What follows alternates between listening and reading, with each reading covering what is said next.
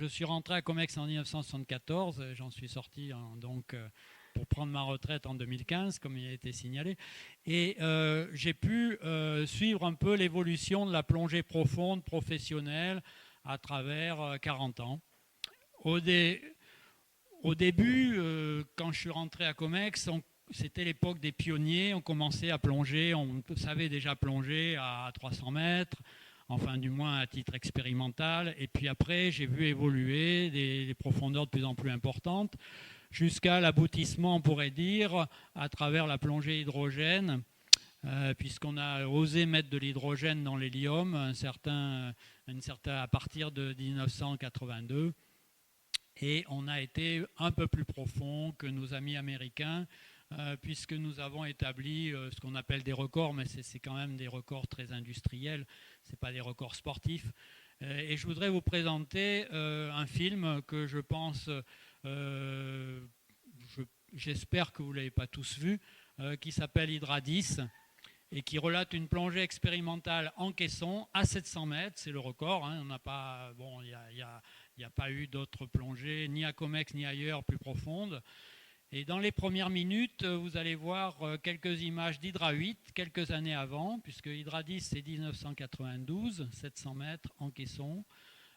Hydra 8, c'est en mer, c'est en 1988, jusqu'à 534 mètres de profondeur, puisque là, c'est une démonstration en mer.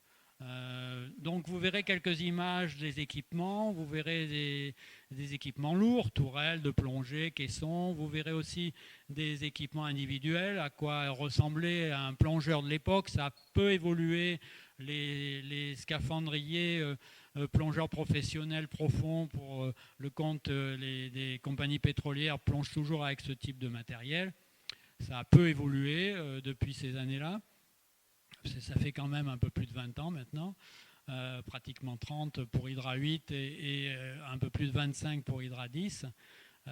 Donc, vous verrez également dans les images ce que nous avons mis en place comme moyen de tests physiologiques, médicaux, pour essayer de mieux comprendre, et on en reparlera après un peu dans les quelques diapos que je vous ai apportés pour commenter un peu les moyens que nous avons mis en œuvre pour mieux comprendre les effets de la pression chez l'homme. Et évidemment, on parlera évidemment aussi de décompression, puisque à un moment donné, il faut bien quand même remonter.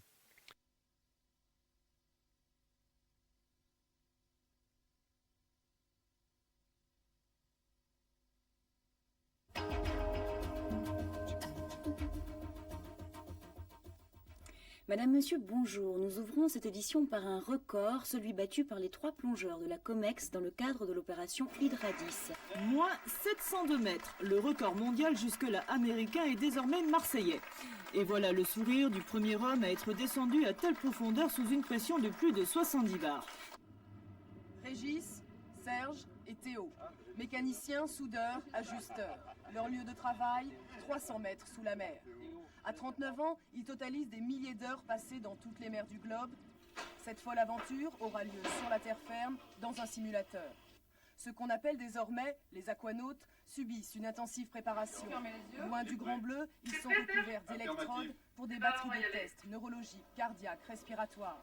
Le but de l'expérience, prouver que l'apparition du syndrome nerveux des hautes pressions peut être évitée grâce à un mélange respiratoire à base d'hydrogène. Régis l'a déjà expérimenté.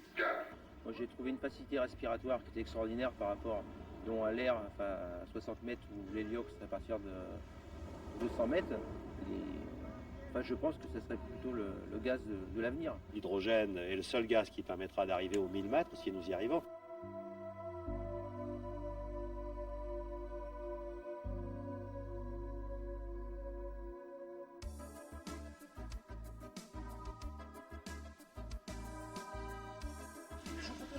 Tout de suite quand même, la première image de cette tourelle fournie par un robot manipulateur télécommandé au fond de l'eau à moins 522 mètres exactement, en ce moment en direct.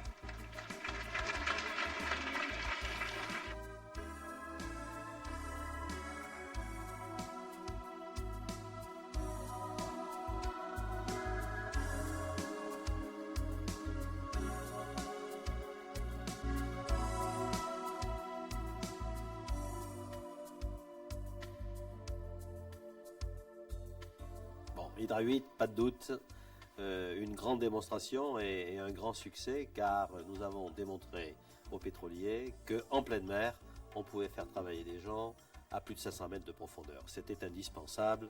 Ça faisait des années que nous faisions des expériences en caisson qui ont malgré tout un caractère très scientifique, sinon abstrait dans l'industrie, et c'était la pleine mer.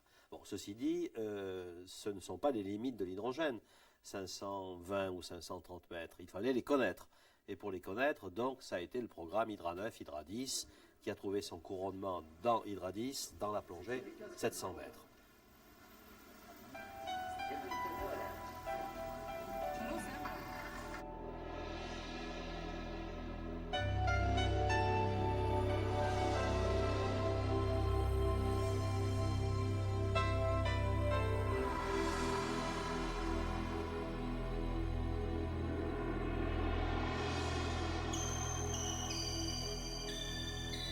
Pourquoi est-ce qu'un programme européen a lieu à Marseille au centre hyperbare de la COMEX? Nous sommes les seuls à faire de l'hydrogène dans le monde, donc il est normal que ça se fasse à Marseille. À Marseille, nous sommes chez nous.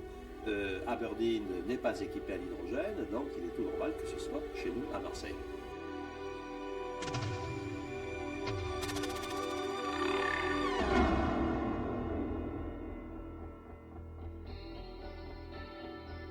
Prêt pour l'enregistrement?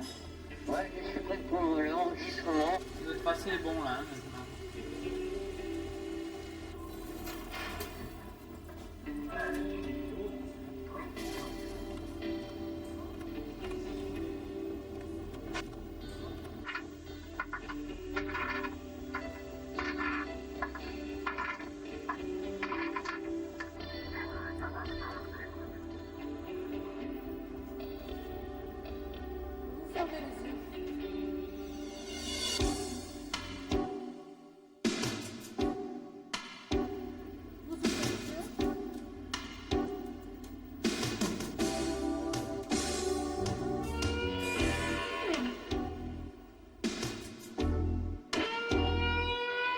Un, deux, trois, quatre, bien.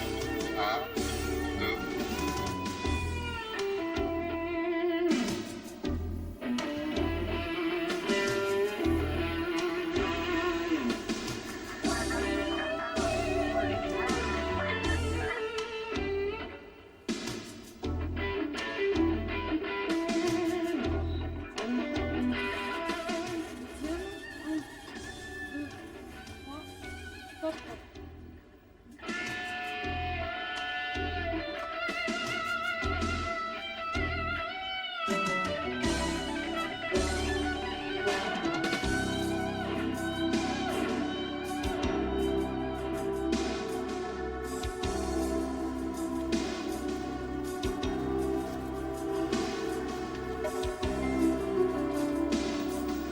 Tu leur envoies le SAS là?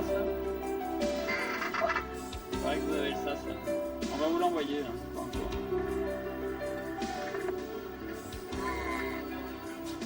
Je suis allé au water, j'ai déconnecté automatiquement.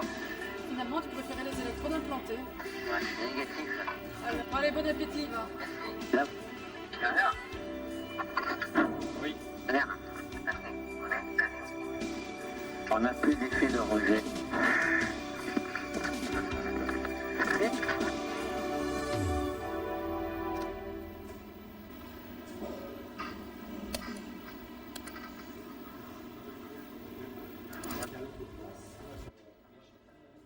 La communauté des plongeurs que je rencontre fréquemment et avec qui on fait un peu de philosophie et un peu de stratégie de l'avenir, je pense qu'il n'y aura strictement aucun problème à ce que les plongeurs professionnels, qui sont les mêmes que ceux qui vont dans les caissons, adoptent la plongée industrielle à l'hydrogène. De ce côté-là, je ne me fais pas de soucis. Pour moi, l'obstacle numéro un, ce sont les États riverains. Je pense aux législations de Norvège et de Grande-Bretagne. Ensuite, les clients qui vont voir arriver de l'hydrogène à bord de leurs bateaux, de leurs barges, de leurs plateformes, les clients. Et nous, la technologie comme les hommes, nous sommes vraiment prêts.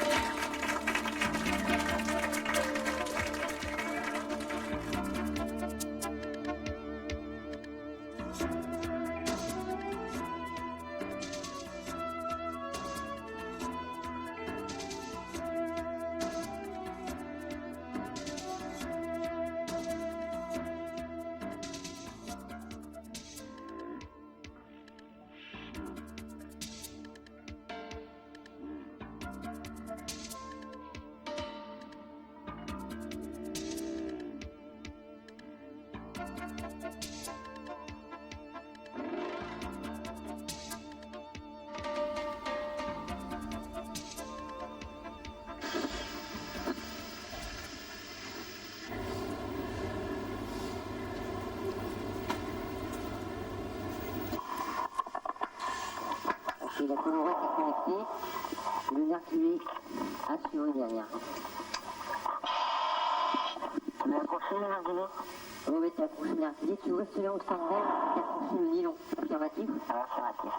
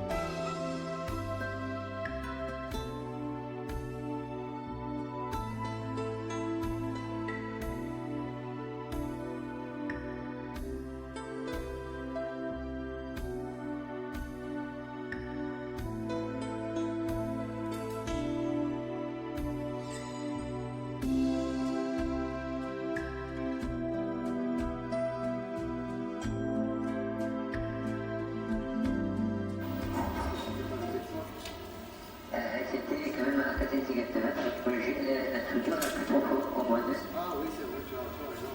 La structure en manuel, il n'y a jamais eu d'autre à 4 cm.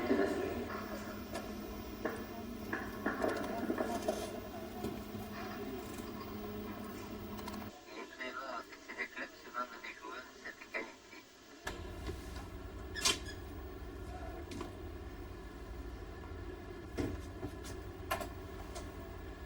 On y va. 1, 2, 3, stop.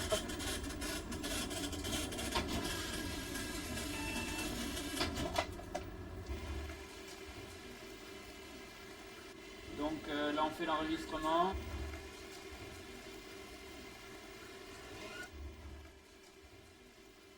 Dans cette application industrielle et sur laquelle nous revenons à des profondeurs courantes, c'est-à-dire, je le répète, 100 à 300 mètres, nous pouvons aussi la faire suivant un procédé que nous appelons hélium in, hydrogène out, c'est-à-dire que les gens continueront à vivre dans les caissons à l'hélium. Par contre, la tourelle de plongée qui fait ascenseur et les plongeurs, lorsqu'ils vont sortir dans l'eau, seront sous hydrogène.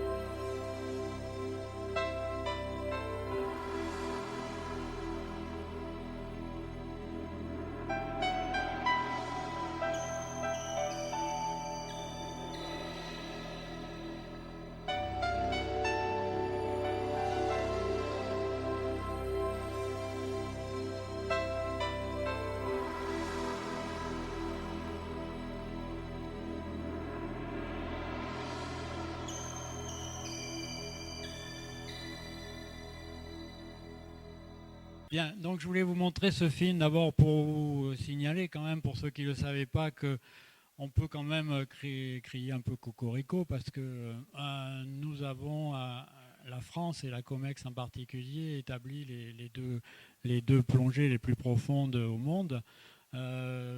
Je me répète un peu, mais ce n'était pas dans le but de battre des records comme un sportif, c'était quand même de démontrer aux compagnies pétrolières qu'on pouvait intervenir profond en toute sécurité avec des plongeurs. Bon, ça appartient déjà un peu au passé, puisque progressivement la robotique a remplacé le plongeur, disons d'une manière courante, au-delà de 200 mètres, 300 mètres de profondeur. Les plongées les plus profondes, non pas à titre expérimental, mais à titre pour un client pétrolier, ont eu lieu au Brésil il y a une trentaine d'années, jusqu'à 340 mètres de profondeur. Là, il s'agissait bien sûr de plongée à hydrogène, donc aujourd'hui on ne va pas parler d'hydrogène, on va parler de plongée profonde à l'hélium, disons un peu plus classique. Pour votre information personnelle, l'hydrogène n'a jamais été utilisé pour des clients pétroliers.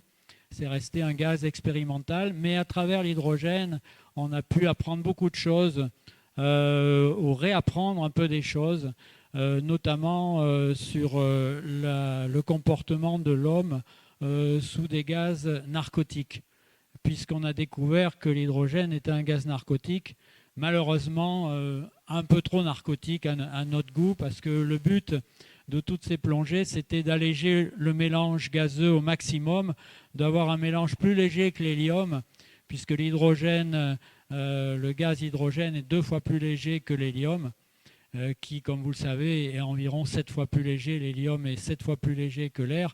Donc par rapport à l'air, on avait un coefficient 14 de légèreté, ce qui était quand même très intéressant. Donc on a essayé de mettre le maximum d'hydrogène dans nos plongées pour alléger au maximum le mélange gazeux et pour repousser un peu les contraintes liées à la masse volumique du mélange, à la densité du mélange, concernant sa relation directe du mélange avec les capacités de travail du plongeur. Justement, on va continuer à parler de ça.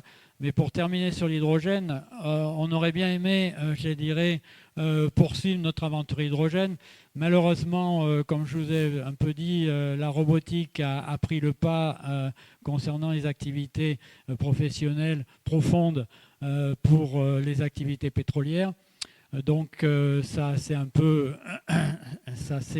je dirais, arrêté pour des raisons économiques aussi. Parce que pour plonger profond, il faut des décompressions très longues. Vous avez vu qu'aller-retour à 700 mètres, ça durait un peu plus d'1 mois. Et pendant 1 mois, le plongeur, il ne travaille pas. C'est-à-dire qu'en fait, il travaille, mettons, 8 jours et il a 1 mois de confinement dans un caisson. Donc là aussi, on a montré que pour des raisons économiques, la plongée au-delà de 200 mètres, la plongée d'intervention humaine n'était plus économiquement intéressante. L'hydrogène, donc, pour terminer là-dessus, c'est un gaz narcotique, environ 4 à 5 fois moins narcotique que l'azote. Par contre, il est évidemment plus léger, donc on a un gain sur le plan respiratoire. Donc je ne sais pas si ça sera repris un jour, les plongées à hydrogène, mais c'est surtout intéressant pour la plongée très profonde. Et encore dans ces profondeurs-là, il faut évidemment avoir tout le matériel adapté pour l'hydrogène. Donc comme me l'avait demandé à un moment donné Fred Sedeski, je vous déconseille la plongée à hydrogène pour faire de la plongée profonde à titre amateur. Ça, je suis formel. J'ai passé du temps à le convaincre qu'il ne fallait pas en faire et surtout pas préparer des mélanges dans son garage du côté de Marseille. Bien. Alors, avant qu'il y ait des questions, juste quelques diapositives et puis après, on pourra passer aux questions.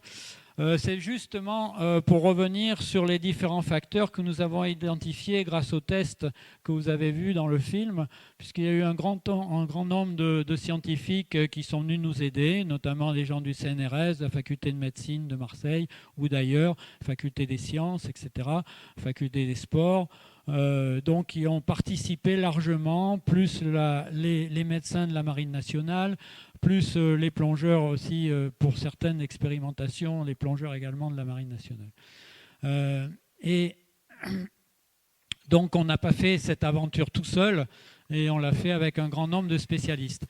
Et les facteurs, disons, pour résumer un peu la situation, des contraintes de l'homme en plongée profonde, en facteurs limitants, c'est évidemment, on pense d'abord aux résistances respiratoires, puis après on pense au fonctionnement du système nerveux, et puis éventuellement on peut aussi penser ce qui est ce qui a été partiellement résolu grâce aux habits à eau chaude pour les plongeurs, mais avant la découverte de l'eau chaude, je dirais, il y avait quand même des problèmes de froid. Et il fallait impérativement également réchauffer non seulement le corps du plongeur, ou du moins éviter les pertes caloriques cutanées, mais également réchauffer les gaz respiratoires. Donc avoir un équilibre thermique, si possible, le plus parfait possible.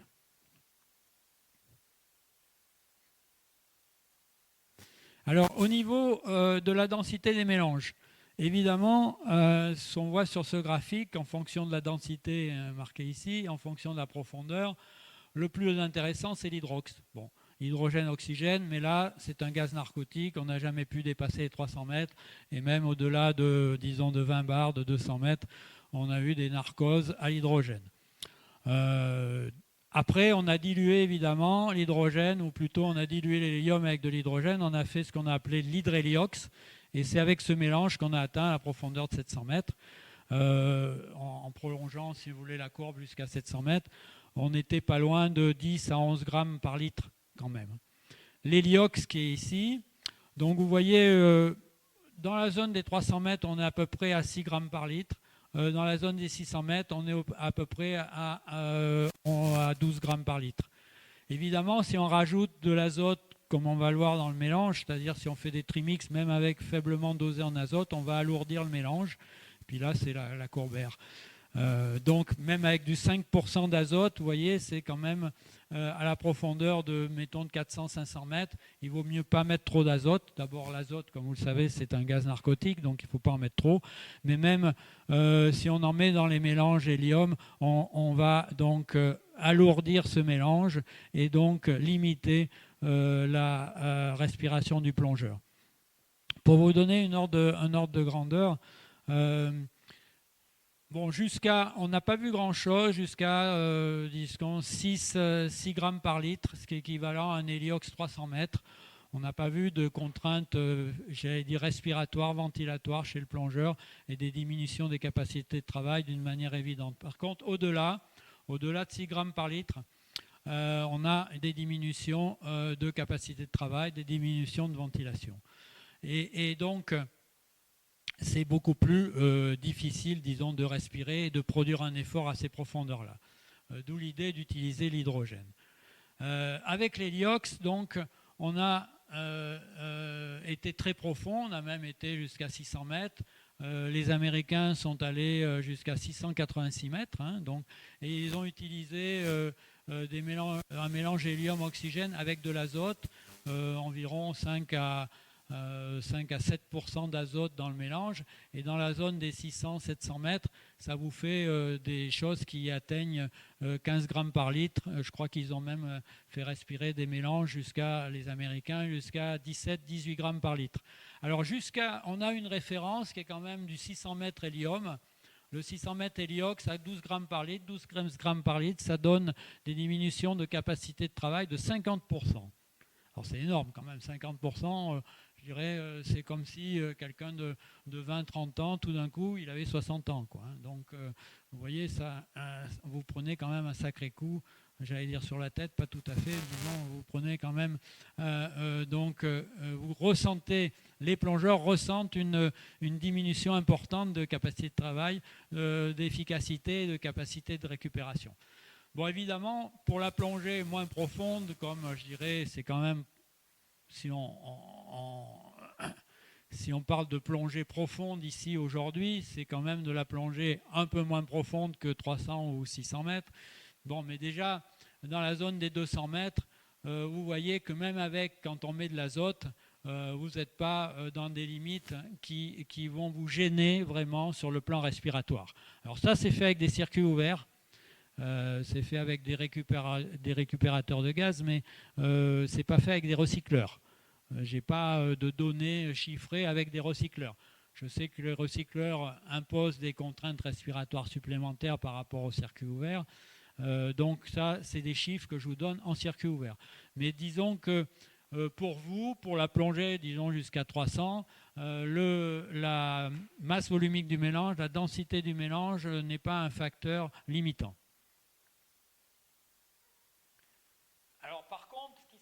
tête du plongeur, là c'est beaucoup plus inquiétant.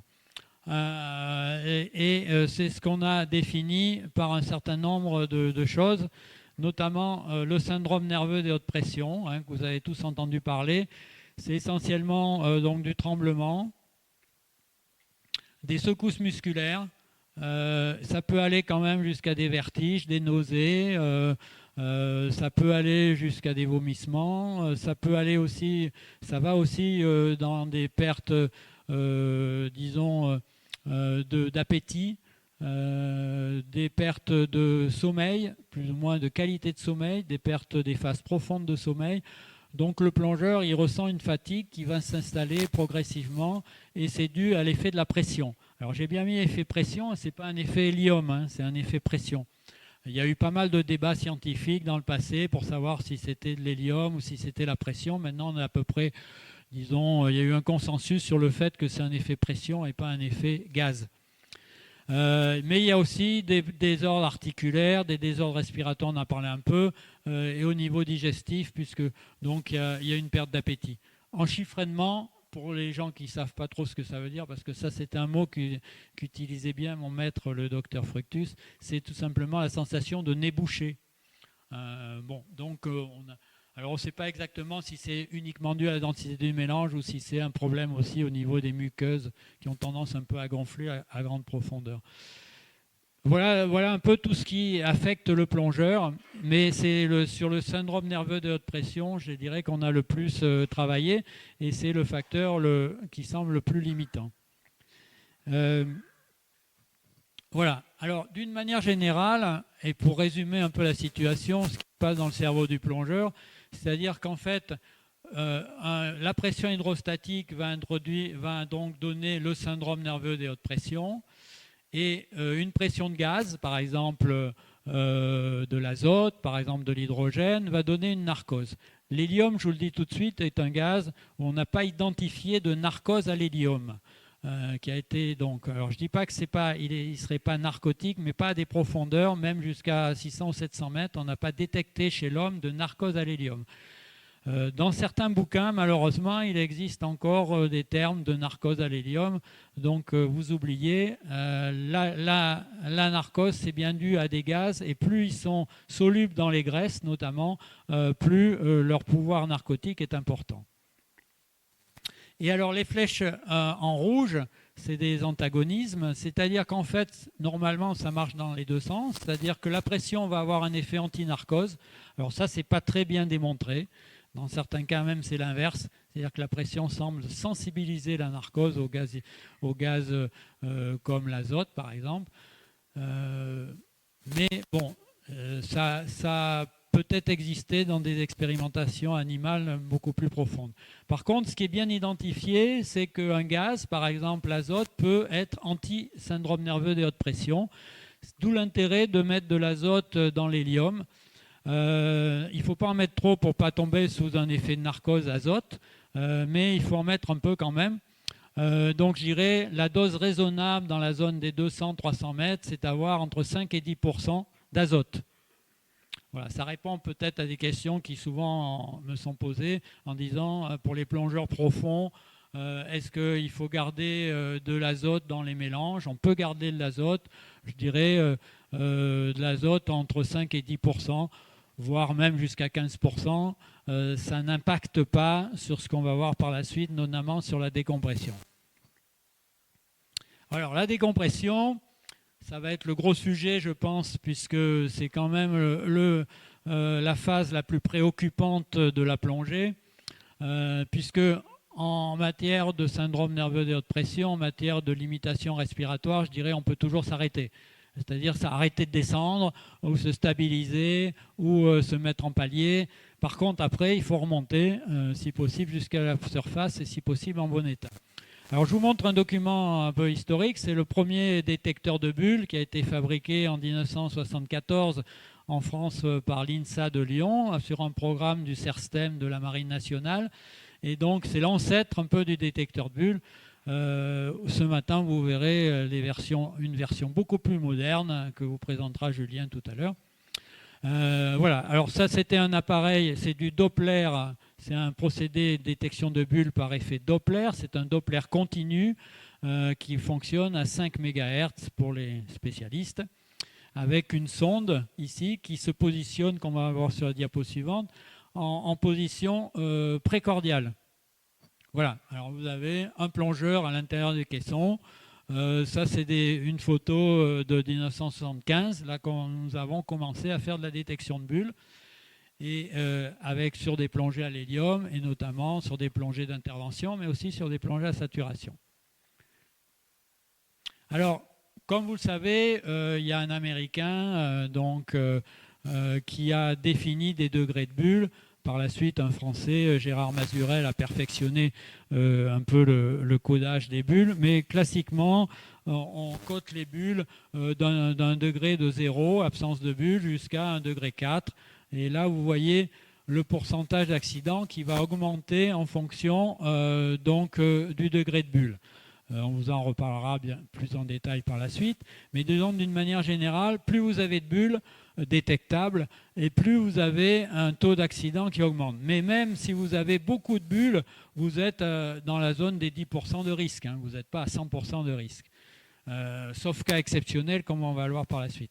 Et puis, ce qui est remarquable ici, c'est qu'effectivement, en mélange hélium-oxygène, vous avez un taux de risque qui est en gros, pour chaque degré de bulle, inférieur de 2, d'un coefficient 2, c'est-à-dire vous avez 2 fois moins de risque de faire un accident avec une bulle d'hélium qu'avec une bulle d'azote.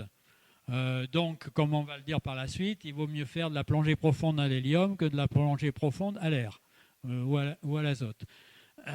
Parce que même si vous détectez des bulles en hélium, elles seront de toute façon moins pathogènes, vous ferez moins d'accidents qu'avec des bulles d'azote. Alors, il y a quand même une restriction à tout ça. Avec la plongée à l'hélium, je tiens à signaler ce matin que la plongée profonde à l'hélium, l'hélium tolère beaucoup moins, j'allais dire, de souplesse ou de fantaisie en termes de décompression. Et vous avez une illustration ici d'un cas d'accident de l'oreille interne, accident vestibulaire, survenu lors d'une décompression rapide après une plongée d'intervention à 210 mètres en caisson. Et donc, c'était une plongée, je crois, d'une heure et demie, 2 heures à 200 mètres, avec une décompression relativement rapide, vous avez le profil ici, et avec une détection de bulles importante, très précoce, et qui a nécessité, dans la zone des 100 mètres, donc qui a nécessité une recompression suite à une pathologie, le plongeur étant quand même, ayant eu des vertiges et étant allongé sur la bannette. Hein. Donc on l'a recomprimé immédiatement puisqu'on était en caisson. Il aurait été dans l'eau, là ça aurait été un peu plus dramatique, je pense. Alors en recompression, évidemment, on a fait un palier et puis après par la suite, il n'a plus présenté de bulles et tout s'est bien passé par la suite. Mais parce qu'il était en caisson, c'était certes des plongées expérimentales, ce n'est pas des profils que je vous conseille d'utiliser aujourd'hui. On a depuis amélioré ces profils. Mais ce que je voulais vous dire, c'est que par exemple, dans ces phases rapides de décompression, l'hélium, qui est un gaz peu soluble dans l'organisme, va produire des bulles très précocement. Et là, pratiquement, on n'est pas, j'allais dire, les bulles détectées très précocement en décompression d'hélium, c'est pratiquement du 100%. Enfin, sur les trois accidents de l'oreille interne que nous avons eus historiquement à COMEX, ça a toujours été précédé d'un fort dégazage, d'un niveau 3, voire d'un niveau 4 de bulles. Donc, pour ces phases rapides à l'hélium, dans la mesure où on peut faire de la détection de bulles, parce que là on était en caisson, bon, il est évident qu'on n'a pas encore malheureusement de capteur de bulles pour faire de l'analyse de bulles dans l'eau. Il faut attendre que le plongeur soit sorti et souvent à l'hélium c'est déjà un peu trop tard puisqu'il a pu faire un accident de l'oreille interne, un accident vestibulaire avant. Voilà, donc dans le cas des premières phases de décompression, on aura l'occasion d'en parler. Pour l'hélium, il faut avoir, j'allais dire, il faut faire le bon profil, il faut avoir la bonne décompression. Sinon, si on va trop lentement, on risque d'avoir, je crois que c'est la diapo suivante, voilà, on va peut-être trop lentement au début, on risque d'avoir beaucoup de bulles à la sortie. Ceci dit, ces bulles-là, par exemple, dans ce cas de ce plongeur, il a eu beaucoup de bulles, mais il n'a pas eu du tout de symptômes.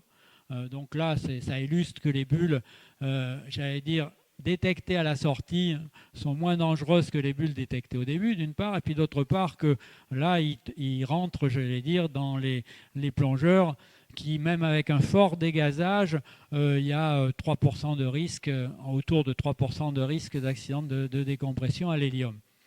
Donc il faut avoir un bon profil. Dans ce cas-là, c'est certainement pas pour cette plongée de 2h30 à 180 mètres, c'est pas le bon profil. Alors vous voyez, c'est quand même des plongées relativement longues, hein. Il ne s'agit pas de plongée, mais il y a quand même plus de 60 heures de décompression aussi. Diapo suivante. Alors là, c'est l'exemple inverse, c'est-à-dire c'est une décompression de saturation. Alors évidemment, une décompression de saturation, c'est des décompressions beaucoup plus lentes, de l'ordre de 30 mètres par jour de décompression. Pratiquement, aujourd'hui, on est pratiquement à une décompression de 1 mètre à l'heure. Et là, vous voyez qu'à l'hélium, on a détecté chez le plongeur aucune bulle, mais on a eu quand même des douleurs articulaires, un bend qui n'a pas nécessité de recompression, donc ce n'était pas trop grave, mais enfin ça a nécessité quand même de prise de mélange suroxygéné en fin de décompression, de saturation, et donc malgré qu'il n'y ait pas eu de bulles détectées. Donc on aura l'occasion de reparler de ça, enfin vous aurez l'occasion d'en reparler dans la suite, par la suite avec l'exposé de Julien Hugon. Mais il ne faut pas dire qu'avec le détecteur de bulles, on peut prévoir à tous les coups l'accident ou non de décompression. Ça reste statistique au niveau de la prévision. Alors justement, au niveau de statistiques, on a fait un gros travail à la COMEX entre 1974 et 1992, puisque c'est nous qui avions fait les premières tables ministère du Travail en France en 1974, qui ont été modifiées, comme vous le savez, en 1992. Et ce gros travail a été fait par Jean-Pierre Imbert, que certains connaissent, puisque, j'allais dire, il sévit toujours dans la plongée. Et donc, il a fait un gros travail de statistiques. Alors ça, c'était pour vous montrer cette photo que là, vous avez donc les profondeurs de 12 mètres à 60 mètres, c'est la plongée à l'air, hein. Et vous avez ici le temps au fond de 5 minutes jusqu'à 3 heures. Et vous voyez qu'il y a des zones blanches, des zones bleues, des zones bleues foncées, des zones rouges. Et évidemment, le taux d'accident, plus on va dans le rouge, plus il est important. Alors on n'a pas mis les chiffres pour des raisons de confidentialité un peu, mais dans le rouge, on est à 10%. Hein. Alors que dans le blanc, on est à 1 sur 50 000, en disant entre inférieur à 1 sur 10 000 accidents. Enfin, un accident sur 10 000 expositions plutôt. Et alors les étoiles, c'est les détections de bulles que nous avons fait sur ces différents profils, sur ces différentes tables. Et on a confirmé évidemment avec la détection de bulles que quand on était dans la zone rouge, on avait donc beaucoup plus de bulles en moyenne chez les plongeurs. Alors il faut dire que tout ça c'est statistique, c'est-à-dire qu'en fait, suivant la charge en gaz inerte, que ce soit en azote qu'en hélium, plus vous avez une charge de gaz inerte importante, plus votre risque d'accident de décompression augmente. Et ça, quel que soit, je dirais, malheureusement, quelle que soit la table ou l'ordinateur de plongée que vous utilisez. Ça reste vrai. C'est-à-dire une plongée, comme on dit, très saturante, reste plus dangereuse en termes de décompression qu'une plongée peu saturante. En gros, si vous faites une plongée à 20 mètres de 10 minutes, vous prenez moins de risques que si vous faites une plongée à 100 mètres de 10 minutes. Et ça, c'est un peu, monsieur de la Palisse aurait pu le dire avant moi. Bien, alors, je vais terminer, rassurez-vous, mon intervention par les études que nous avons faites concernant les susceptibilités individuelles. Alors les premiers travaux, on en reparlera parce que ça a été complété par un grand nombre de travaux par la suite, mais les premiers travaux, notamment, on les avait fait avec un chercheur, Daniel Carturan, qui est de la région d'ailleurs, qui a fait sa thèse de science sur justement la susceptibilité individuelle au risque de décompression. Alors ça date quand même de quelques années. Et le premier facteur qui a été isolé, c'est l'âge. Malheureusement, quand on vieillit, on élimine moins bien les bulles, on se décomprime moins bien et le risque d'accident de décompression augmente. Ça, c'est dommage parce que, bon, on aimerait bien que ça ne soit pas vrai, mais c'est comme ça. Autre facteur qui a été isolé, c'est le poids, où on va passer la suivante, c'est-à-dire la masse grasse. En fait, dans la plongée à l'azote, la masse grasse est un facteur important. Comme vous le savez, le coefficient de solubilité de l'azote dans les graisses est important. Donc, effectivement, les gens qui ont un poids, là, on a mis la barre à 75 kg, mais ceux qui ont un poids supérieur, disons, dans cette zone-là, ils sont plus susceptibles de faire des bulles que ceux qui sont plus minces. Et l'autre diapo, c'est un peu la même, et c'est avec le pourcentage de tissu gras mesuré avec la méthode ancienne, archaïque, je dirais, du pli cutané. Et donc, si vous avez pour un homme, parce que ça, c'est des hommes, hein, essentiellement, ce n'est pas des femmes, mais pour des hommes, donc si vous êtes, là, on a mis la barre à 17%, c'est pas beaucoup, hein, 17% de masse grasse, hein, c'est même assez peu. Moi, j'ai appris que j'avais 20% de masse grasse, alors vous voyez que bon. Mais ceci dit,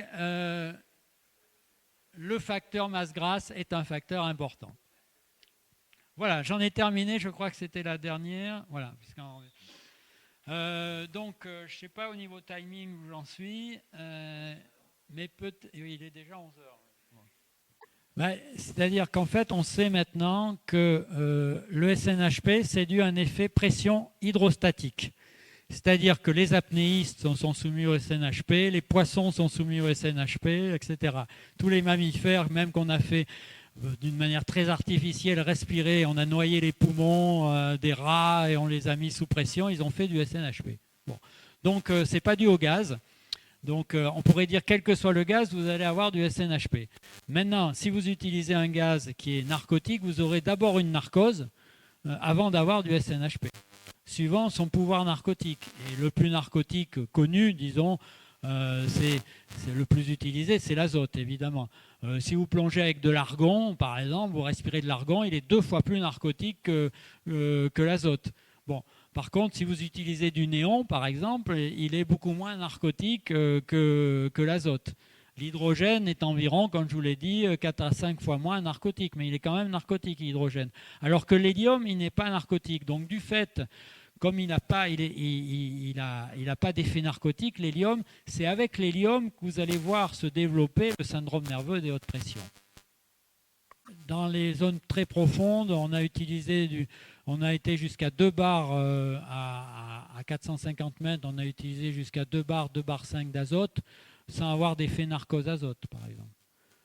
Donc, je veux dire, c'est garanti. Vous pouvez utiliser jusqu'à un équivalent, donc dans votre mélange, un équivalent 2 bars d'azote, ne vous donnera pas de narcose et vous allez avoir quand même un effet intéressant anti-SNHP. Non, c'est une droite, effectivement. C'est variable en fonction de la pression partielle d'oxygène. On peut aller plus vite si on met plus d'oxygène, mais après on est limité par l'effet toxique de l'oxygène. Donc on a utilisé jusqu'à... on utilisait couramment jusqu'à 600 millibars, 0,6 bar d'oxygène en décompression. Alors que la limite est quand même autour de, disons, pour des expositions de très longue durée, autour de 0,5 bar. Donc on était un peu suroxygéné, mais on s'est aperçu qu'au bout de 3 jours, sur des décompressions très longues, on avait déjà des pertes de capacité respiratoire, notamment donc une atteinte à un effet Lorentz-Smith qui était quand même déjà notable. Donc après, on a limité à 3 jours les expositions à 600 millibars d'oxygène. Mais effectivement, ces décompressions sont linéaires. Ça n'a pas été, j'allais dire, évident à admettre, puisque avant les années 80, les décompressions, même pour des très longues expositions, avaient effectivement une courbe un peu, voilà, une courbe logarithmique ou exponentielle inversée, si vous voulez. Bon. Et c'est les Américains qui avaient montré, en fait, c'est Dick Vann à la Duke University qui avait montré que la décompression linéaire, toute droite, était bien meilleure, produisait moins d'accidents, moins de bulles, etc. Et on a effectivement adopté ce type de décompression. et on a laissé tomber pour les décompressions de saturation, les décompressions rapides au début. Même je dirais qu'en décompression de saturation, on limite beaucoup les variations rapides de niveau entre, par exemple, le niveau vie et le niveau de travail. On limite à 10-20 mètres les différences de niveau pour éviter les variations brusques de pression sous hélium qui pourraient être à l'origine d'accidents vestibulaires, comme je vous ai montré. D'abord, les bulles d'hélium, on s'est aperçu qu'elles étaient plus petites, elles avaient moins tendance à adhérer au vaisseau sanguin, donc elles s'éliminaient plus facilement au niveau pulmonaire.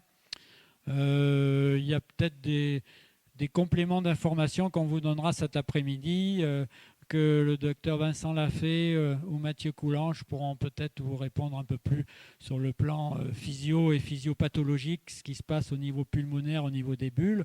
Mais disons que nous, ce qu'on a vu dans des modèles in vitro, où on a généré des bulles dans des tubes avec des systèmes pour observer ces bulles, les bulles d'hélium s'éliminaient beaucoup plus facilement, avaient moins tendance à adhérer les unes entre elles, c'est-à-dire à former des plus grosses bulles.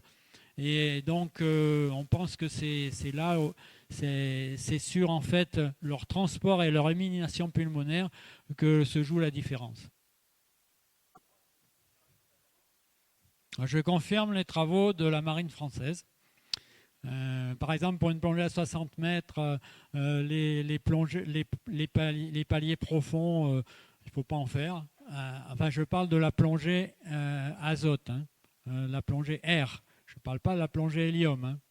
En hélium, il faut mettre les décompressions hélium nécessitent des remontées jusqu'au premier palier et des paliers plus lentes et également des paliers profonds plus importants, plus profonds qu'avec l'azote.